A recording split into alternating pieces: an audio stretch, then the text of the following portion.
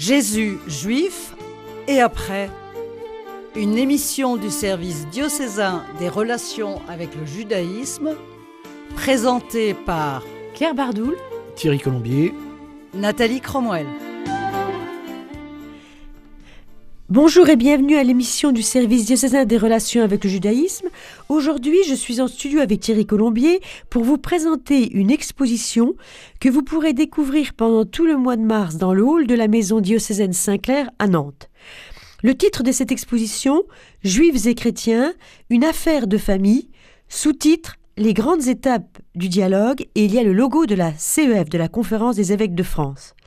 Alors cette exposition, elle a été inaugurée les 8 et 9 octobre 2025 au Collège des Bernardins à Paris pour fêter le 60e anniversaire de la déclaration conciliaire Nostra Aetate, paragraphe 4, qui a marqué un changement radical de regard de l'Église sur les Juifs et le judaïsme. Alors, quelle est exactement la visée de cette exposition ? Alors, il s'agit de faire mémoire de la déclaration conciliaire Nostra Aetate, de ce que cette déclaration a opéré comme changement au sein même de l'Église, et surtout de voir tout le chemin accompli pendant les 60 ans qui nous séparent de cette déclaration, ce chemin de dialogue entre juifs et chrétiens. Oui. Alors, elle a aussi comme but, je pense, de peut-être faire prendre conscience de tout ce chemin parcouru et peut-être de faire découvrir, je disais, à des chrétiens qui n'en ont pas entendu parler ou qui en ont très vague idée, ce que c'est que cette déclaration et justement qu'ils prennent conscience de ce changement de regard de l'Église sur les Juifs et le judaïsme. C'est quelque chose qui n'a pas quand même été très loin dans la rencontre des fidèles. On s'en aperçoit. Hein. Au niveau hiérarchique, oui, mais vers la base, il y a encore du travail à faire et c'est un peu le but de cette exposition. Oui, la plupart des fidèles, mais aussi peut-être du clergé, n'a pas suffisamment conscience de la portée de cette déclaration dans les faits, les implications que ça devrait avoir au quotidien. Voilà. Et cette exposition a pour but de faire réfléchir à l'importance fondamentale de ce changement de regard sur les Juifs et le judaïsme, qui est en fait un changement de regard sur sa propre identité, puisque l'identité juive de l'Église. Oui. Alors, je précise aussi que c'est une façon aussi de montrer que le dialogue judéo-chrétien qui a été initié par la déclaration, donc il y a 60 ans, eh bien, il doit se poursuivre dans le contexte plus difficile depuis les événements du 7 octobre 2023. Et c'est le pape Léon XIV qui en a fait la demande, qui l'a clairement exprimé le 19 mai 2025 dans un discours aux représentants d'autres églises et communautés ecclésiales. Je lis d'ailleurs sa figure dans l'exposition. Le dialogue théologique entre chrétiens et juifs reste toujours important et me tient très à cœur, même en ces temps difficiles marqués par des conflits et des malentendus. Il est nécessaire de poursuivre avec élan ce dialogue si précieux. Donc, c'est pas facultatif. Voilà, l'insistance est portée sur le fait qu'au-delà des conflits, des événements, ce dialogue est primordial. Parce que c'est un dialogue qui touche à l'identité et au cœur du message même évangélique. Alors, c'est une exposition qui est faite de panneaux, c'est une exposition qui se veut itinérante. Ce sont des panneaux très faciles à installer, très faciles à déplacer. Donc, je le redis, elle sera donc visible pendant un mois à la Maison Saint-Clair. Et puis ensuite, il y aura un week-end en paroisse, à Châteaubriand le 26 avril, puis à Vertou les 9-10 mai. Pour l'instant, il n'y a pas d'autres manifestations programmées, mais elle a à la disposition des aumôneries, des collèges, des écoles, des paroisses qui voudraient en fait en bénéficier pendant un week-end, quelques jours ou même plus. Oui, voilà, elle sera installée donc dès le 1er mars à la Maison Saint-Clair, donc une façon de la faire connaître et ensuite, effectivement, elle sera mise à disposition de toutes les institutions, établissements qui le voudraient et l'équipe du service diocésain des relations avec le judaïsme pourra se mettre à disposition pour commenter, faire réfléchir, animer cette présentation. Oui. Alors, je précise, il y a 18 panneaux en tout, donc c'est pas très lourd. Alors, au fond, ça peut se diviser presque en deux parties. Il y a une première partie où on va refaire un peu la genèse de Nostra Aetate, et puis dans un deuxième temps, les derniers panneaux vont plus évoquer tout ce que cela a eu comme conséquence, le chemin parcouru depuis. Alors, on remonte un peu le temps et on revient à l'affaire Dreyfus. C'est le premier panneau, la première étape de ce long chemin, parce que ça a été le révélateur du fléau de l'antisémitisme à la fin du 19e siècle. Donc on revient dans l'exposition sur cette triste affaire dont tu peux dire peut-être deux mots pour rappeler en quelques mots ce que c'était une bataille judiciaire à la suite d'une erreur. Oui, c'est donc le capitaine Dreyfus qui était juif, qui a été accusé injustement de trahison avec l'ennemi, qui a été donc condamné au bagne. Qui a été dégradé. Tout à fait, qui a été dégradé. C'était à la fin du 19e siècle. Et il a été réhabilité que 20 ans après. Oui, ça a été très long. Ça a été très long, ça a enflammé donc les passions, notamment la passion antisémite de l'époque, puisque c'est une façon dans l'exposition de nous rappeler que le monde catholique était à majorité anti-juif. Je rappelle que le journal La Croix titrait le journal le plus antisémite de France. C'est quand même quelque chose, on a du mal à imaginer. Et j'ai relevé, il y a cette phrase aussi qui est citée de Maurice Barrès, que Dreyfus soit coupable de trahir, je le déduis de sa race.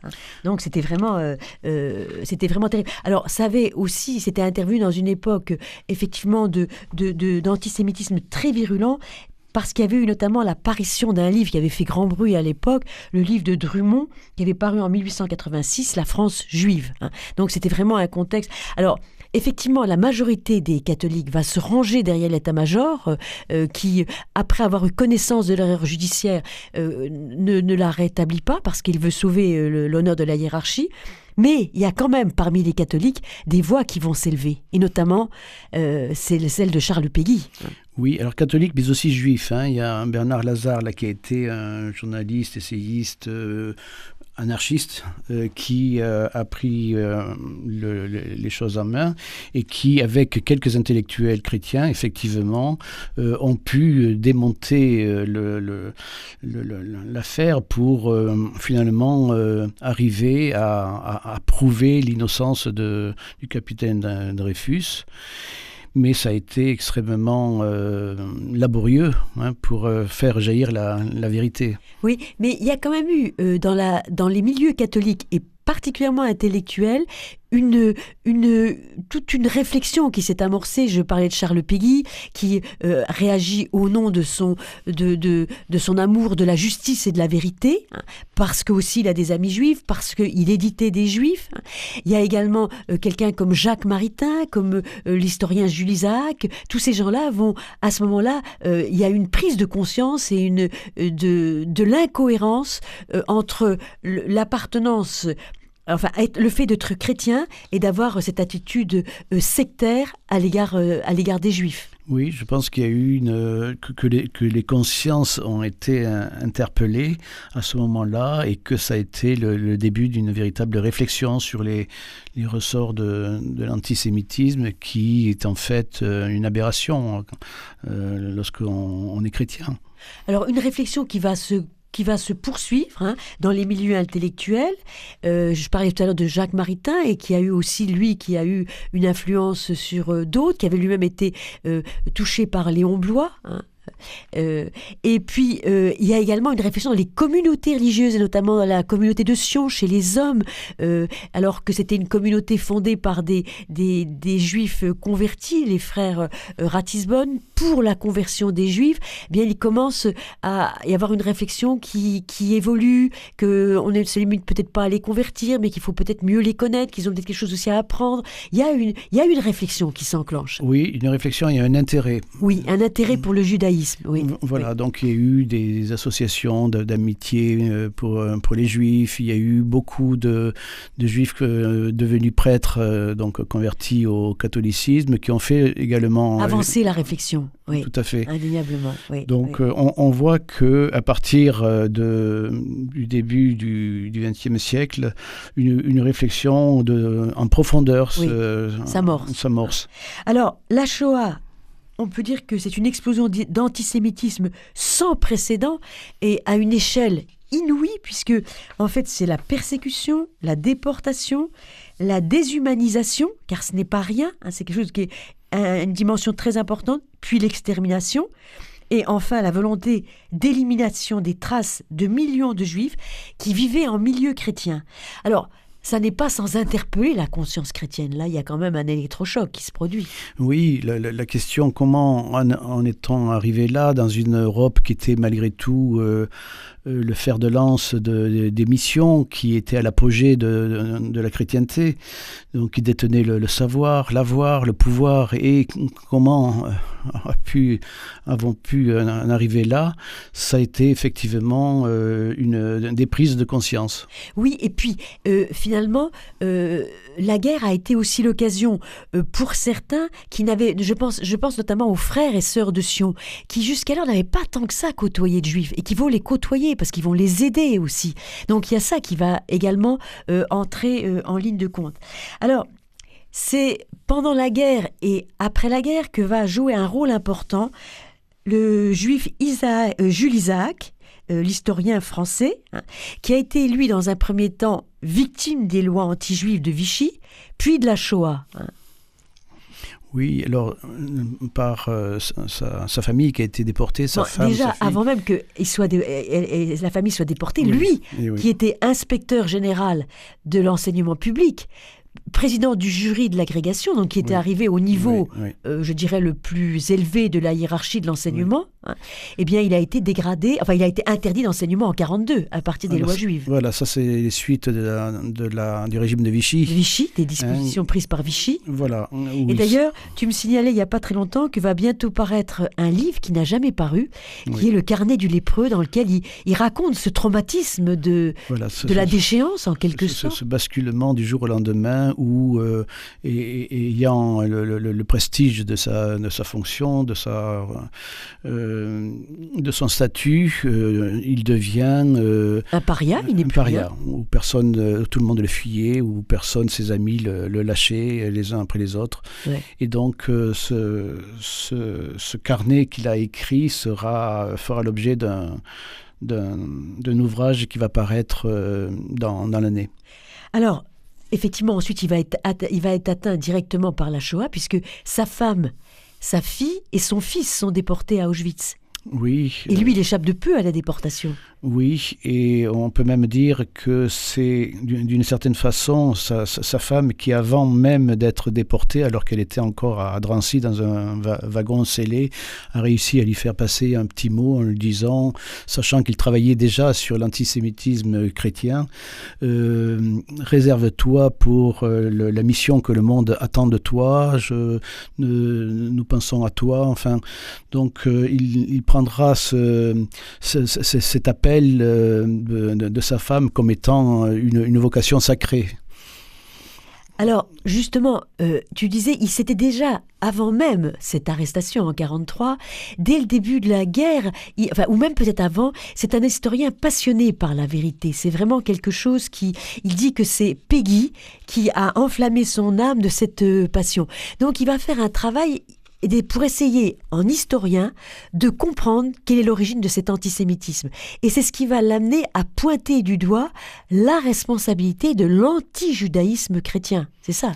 Oui, qui est finalement un racisme aggravant, dans la mesure où l'anti-judaïsme chrétien donne une motivation spirituelle, théologique à l'antisémitisme commun, raciste.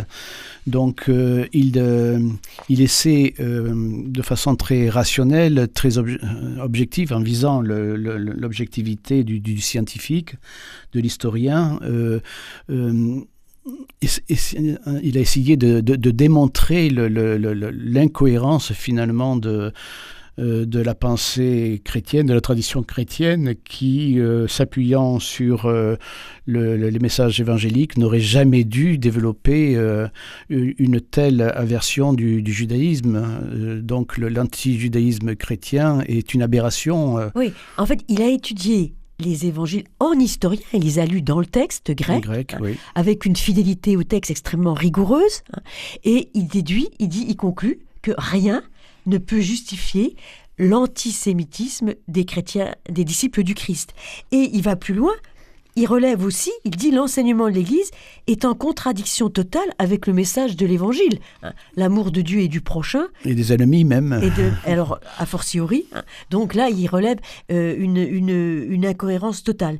Et il a écrit à ce sujet un livre qui a paru en 1948, Jésus et Israël. Voilà, mais qu'il avait déjà commencé à écrire pendant la guerre. Oui, c'est ça. Alors qu'il était en fuite pour se cacher de la Gestapo qui le recherchait. Alors, je rappelle aux auditeurs qui suivent l'émission du service diocésain des relations avec le judaïsme et que nous sommes en train, avec Thierry, de parler d'une exposition qui sera visible à partir du 1er mars à la Maison Saint-Clair à Nantes. Alors, son combat ne se limitera pas à faire reconnaître par l'Église son anti-judaïsme et ses conséquences dramatiques. Résolument tourné vers l'avenir, il propose lui-même le remède. Alors, comment remédier à ça pour lui ? Le remède, c'est finalement par l'enseignement de l'estime qu'on va pouvoir redresser l'enseignement du mépris, qui a eu lieu pendant des siècles. Oui. Donc, c'est une exigence de connaissance des textes, de la véritable, des fondements du christianisme, qu'on va pouvoir rectifier ces faux plis, ces déviations. Ces préjugés qui se sont incrustés, qui circulent et qui n'ont pas de fondement. Voilà, tout à fait. Donc c'est vraiment impressionnant de voir finalement combien il peut démontrer combien l'antisémitisme est totalement contraire au message évangélique. Oui. Alors, il est bienveillant envers les chrétiens et il va aller jusqu'à dire que ce redressement de l'enseignement, dans lequel il croit, il pense qu'il y a une possibilité de redresser, eh bien, il sera aussi bénéfique aux Juifs qu'à l'Église. Ce sera pour elle un travail de purification. Et en vue de ce redressement, c'est très précis, il a fait 18 propositions. Oui, il a fait un travail considérable qui va servir par la suite qui va aider l'Église et les consciences à y voir plus clair, à faire acte de repentance, reconnaître ses efforts et finalement progresser vers cette amitié, cette fraternité retrouvée entre juifs et chrétiens. Alors que lui, il mène cette réflexion, du 30 juillet au 5 août 1947, un certain nombre de chrétiens des 3 confessions, catholiques, protestants, orthodoxes, se sont réunis pendant 5 jours. Avec des juifs aussi. Avec des juifs, oui. Donc, notamment le rabbin Kaplan. Voilà. Oui, c'est ça. Se sont réunis pendant 5 jours à Silisberg, en Suisse, pour justement réfléchir, parce que c'est toujours cette idée qu'il y a quand même un traumatisme de la Shoah. Oui, un choc comment lutter, considérable. comment éradiquer le mal, comment éviter de le conjurer. Et donc, il va y avoir un travail de réflexion qui va être en grande partie inspiré par les propositions de Jules Isaac. Oui, les propositions de ce juif, Jules Isaac, portées par un grand nombre de protestants aussi. Oui, alors on peut peut-être quand même souligner que les protestants ont joué un rôle très important dans la protection des juifs pendant la Seconde Guerre mondiale, notamment dans ce village des Cévennes, au Chambon-sur-Lignon, où on a caché pendant pratiquement toute la guerre. En tout, il y a eu 3500 juifs qui ont été protégés et dans des conditions assez exceptionnelles. Oui, et à tel point que l'institution de Yad Vashem a donné le titre de juste parmi les nations au village entier. Au village entier, oui. C'était un cas unique. Un cas unique. Oui. Donc, cette conférence va aboutir à une proposition en 10. Oui. articles qui sont en fait une reprise des 18 points. On peut en donner peut-être une petite idée. Oui, alors c'est très important parce qu'on va retrouver ces points dans la déclaration Nostra Aetate, justement, quelques années plus tard, à savoir que le Dieu de l'Ancien Testament est le même Dieu que celui du Nouveau Testament. Rappeler que Jésus était juif, sa mère, les apôtres à l'origine, que les premiers chrétiens étaient tous juifs. Bon, autre rappel important, l'amour de Dieu et du prochain est un précepte fondamental de la Torah, de l'Ancien Testament, qui est confirmé par Jésus, certes, mais qui existait déjà dans la tradition juive, et que ça oblige les chrétiens à l'amour et au respect du juif, oui. Finalement. Et puis, rappeler que la mort du Christ a été pour racheter tous les hommes du péché et non pas à les condamner comme l'Église a condamné le peuple juif par l'accusation de déicide. Oui.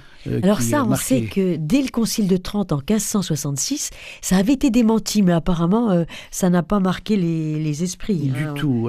Dans l'enseignement chrétien catholique, dans les encyclopédies théologiques catholiques, on retrouve cet anti-judaïsme qui est presque justifié. Oui. Alors, durant cette conférence de Silisberg, on a mis en œuvre aussi une autre intuition de Jules Isaac. En fait, c'est la création de l'amitié judéo-chrétienne. Il partait de l'idée que les antisémites, c'était aussi partagé par Péguy, les antisémites ne connaissent pas les juifs. S'ils les connaissaient, ils ne seraient pas antisémites. Donc, c'est l'idée de rapprocher juifs et chrétiens dans des groupes d'amitié. Et c'est ainsi qu'a vu le jour, ce qui existe encore aujourd'hui, l'amitié judéo-chrétienne.